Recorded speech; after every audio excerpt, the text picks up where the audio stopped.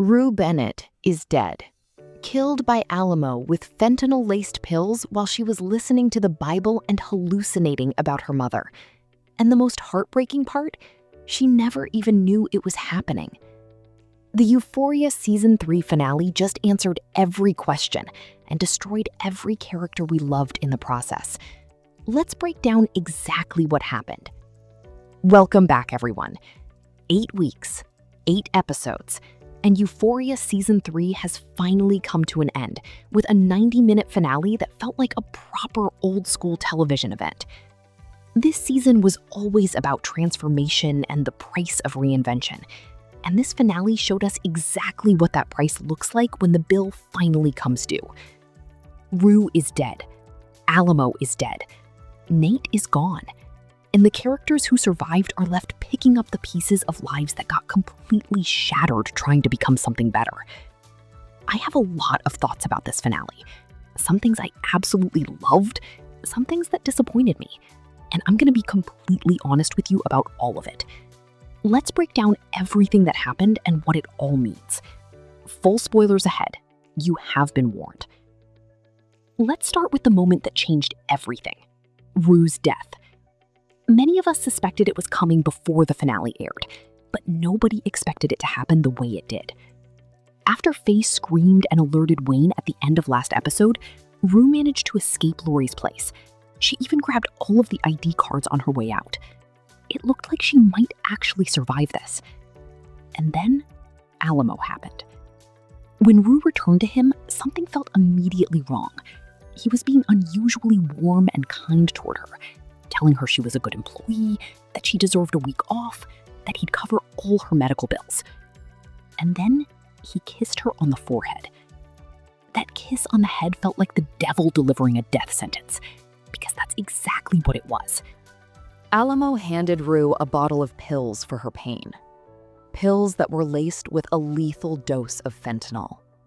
He didn't need her to take the whole bottle. Just a couple was enough. Alamo viewed Rue as a rat. The DEA information had reached him through Maddy, and this was his solution. Clean, quiet, untraceable. No dramatic confrontation, no bullet, no witness. Just a bottle of pills and a kiss on the forehead. The symbolism here is overwhelming. This was the devil offering the forbidden fruit. Just like he deceived Eve in the Bible, Alamo was warm and friendly and generous right up until the moment he handed her something designed to kill her. Rue took the pills, and she never woke up. Here's where the writing becomes genuinely poetic. As Rue was dying on the couch, she was experiencing what she believed was reality. She saw news that Fez had escaped from prison, something she'd spoken to him about at the very start of the season. She went to the meeting spot to find him. When she realized it wasn't true, she went to her childhood home. Her mother was sitting there reading the Bible. The light was coming through the windows. Everything felt peaceful and warm. Her mother reached out her hand. She hugged her. That wasn't a dream. That was an angel coming to collect Rue and guide her into the afterlife. Her mother was giving her the peace she'd been searching for her entire life. The Ave Maria score playing underneath this entire sequence was the biggest clue that Rue was already dying. That music was a goodbye, long before we understood what was actually happening. Some people might find Rue's death underwhelming. And honestly, I understand that reaction. She didn't get a dramatic confrontation. She didn't get a last stand. She just quietly slipped away on a couch overnight and was found in the morning. But here's why I think that's actually more powerful than any action sequence could have been. Real life doesn't work like a movie. Most people don't get dramatic endings. They just go. And for a show that's always tried to portray addiction and its consequences with brutal honesty, having Rue die quietly and peacefully from fentanyl-laced pills is more true to reality than anything else they could have done. She was clean. She thought she'd found God. She thought she was finally turning her life around. And that's exactly when Alamo took her from the world. The cruelest deaths are often the ones that happen when someone is finally trying to do better. Rue had her Bible. She had Ali's protection. She had hope. She just got there too late. The contrast between Ali and Alamo in this finale was beautifully constructed. Ali represented the light. Alamo represented the darkness. Good versus evil. Angel versus devil. When Rue was staying at Ali's place and the light came shining through the bedroom window, it was symbolic of a new beginning. The light touching her life for the first time. Hope existing in her world. And then Alamo. After discovering that Rue had been killed, Ali reached an absolute breaking point. Everything he believed about addiction being a disease that deserved empathy suddenly shattered. Because how do you empathize with someone like Alamo, who destroyed lives to feed his business and killed a young woman who was genuinely trying to change? Ali realized that some people are simply evil, and he was no longer interested in being neutral about it. So he walked into Alamo's club and called him out directly. And Alamo, in true fashion, wanted a classic Western showdown. He said when the champagne bottle hit the floor, they could raise their weapons. Except Alamo drew his gun before the bottle even landed, cheating right to the end. The devil doesn't play by any rules. But here's where Bishop changed everything. He hadn't loaded Alamo's weapon. Bishop was the snake in Alamo's circle all along. The very lesson Alamo tried to teach himself by keeping that actual snake in a box, that you never truly know who among you is a betrayer, he completely failed to apply to his own life. This is the most fascinating question the finale leaves us with. Bishop was always different from everyone else in Alamo's world. He didn't wave money around, he wasn't loud or charismatic, he had no interest in the lifestyle. He kept a poodle instead of a Doberman. He was understated and cold and operating on a completely different frequency to everyone around him. I think Bishop was always trapped in this life rather than choosing it. And watching Alamo ruthlessly eliminate anyone who became a liability made Bishop realize he was next. Alamo's downfall was being so focused on external threats, Lori, Rue, the DEA, that he stopped watching the person standing right beside him. He put his literal life into Bishop's hands for that showdown, and Bishop had already made his choice. The most important lesson Alamo ever learned was to never trust anyone, because they might be a snake. He kept the snake to remind himself. He forgot.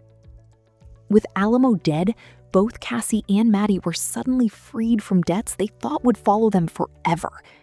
But freedom doesn't erase grief. Both of them were still devastated over Nate, still processing the weight of everything that happened this season. Cassie's journey this season ended in a really interesting place.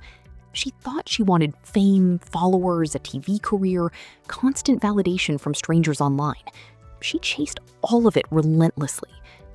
But when Lexi left her bedroom and Cassie looked at that old photograph of herself and Nate together, everything she'd been chasing became meaningless.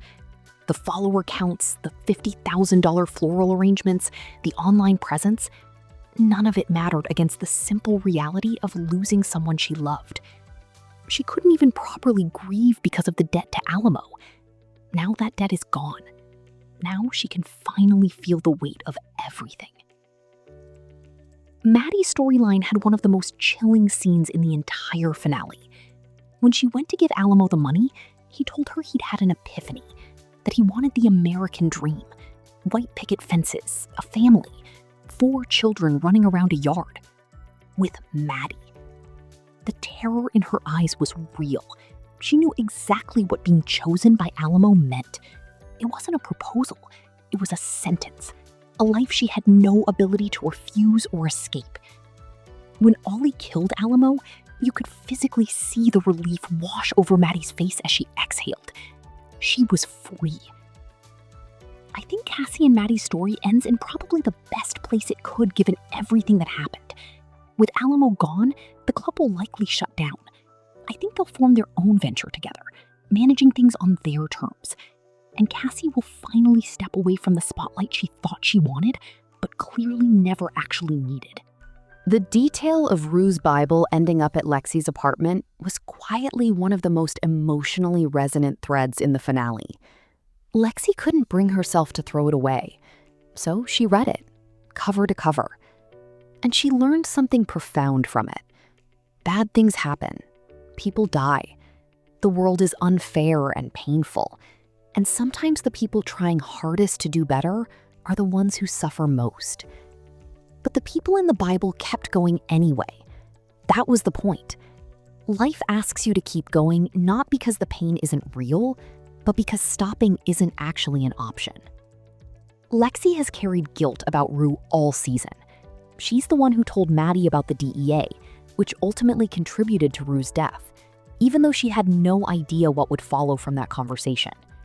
Her arc this season was about learning to live with the consequences of careless words. Rue's Bible might be the most important thing anyone ever left her. I have to be honest about Jules, because I don't think this season served her well at all. Her involvement in the finale was essentially just a silent tribute painting for Rue. That was it. No dialogue, no real closure, no meaningful resolution to anything she was going through. The storyline itself had genuine potential, choosing money over passion, living as a trophy in someone else's life, not experiencing real love or real connection. It's rich thematic territory. But we simply didn't get enough screen time with her for any of it to land with real emotional weight. Her ending is quietly dark. She's essentially signed herself up to a hollow existence. But because we barely spent time with her this season, it's hard to feel the full impact of that. It's one of the biggest missed opportunities of season 3. The final scene of the season was Ollie sitting at the dinner table, the same place where the entire season began. Full circle, complete.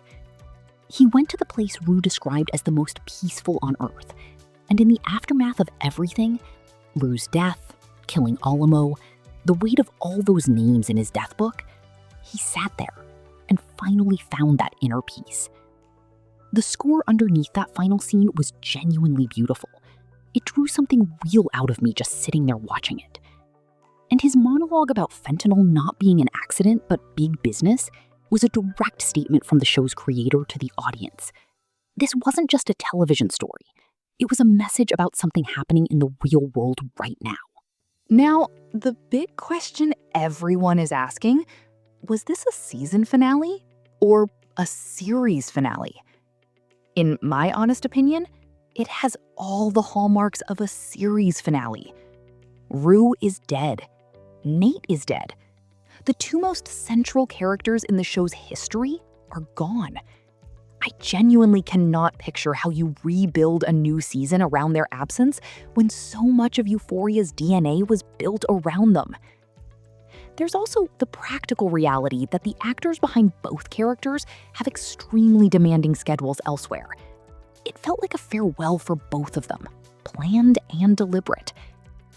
Whether it's officially confirmed as a series finale or not, this felt like an ending. And maybe that's the right call. Some stories know when they're done. I want to be completely honest with you about how I feel about this finale. It was genuinely great television. The performances were exceptional, particularly Ollie's throughout the entire episode. That Western showdown sequence between Ollie and Alamo was pure tension. The symbolism was layered and thoughtful. Rue's death was handled with real emotional intelligence. But it didn't feel like Euphoria. The main cast were largely absent. The focus shifted heavily toward Ollie, Alamo, and Lori's storylines. And while those were compelling, they weren't the characters I've spent 3 seasons following and caring about most deeply. The first section with Lori being closed in by authorities was large-scale and exciting. The ambulance twist showed Alamo's paranoia working against him. Those were strong sequences. But I kept waiting for the show to come back to the characters I loved, and it never quite did in the way I was hoping. Euphoria Season 3 ended with Rue Bennett slipping away peacefully on a couch, having finally found the faith she was searching for, only to have it stolen by the most calculating villain the show has ever produced. It ended with Ollie sitting at a table, carrying the weight of everyone he couldn't save, finally at peace.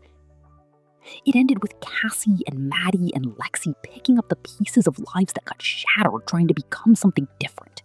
Was it the Euphoria finale I wanted? Not completely. Was it a powerful, well-crafted, emotionally devastating piece of television with a real message about addiction, fentanyl, and the nature of evil? Absolutely. This season grew into something genuinely compelling. It stumbled at times, but when it got it right, it really got it right. What did you think of Rue's death? Do you think this was a series finale? And did Ali's storyline give you the ending you were hoping for? Drop everything in the comments below. After 8 weeks of this wild ride, I want to hear exactly what you're thinking. Thank you for following along with this entire season breakdown. It's been an incredible journey. Thanks for watching, and I'll see you in the next one.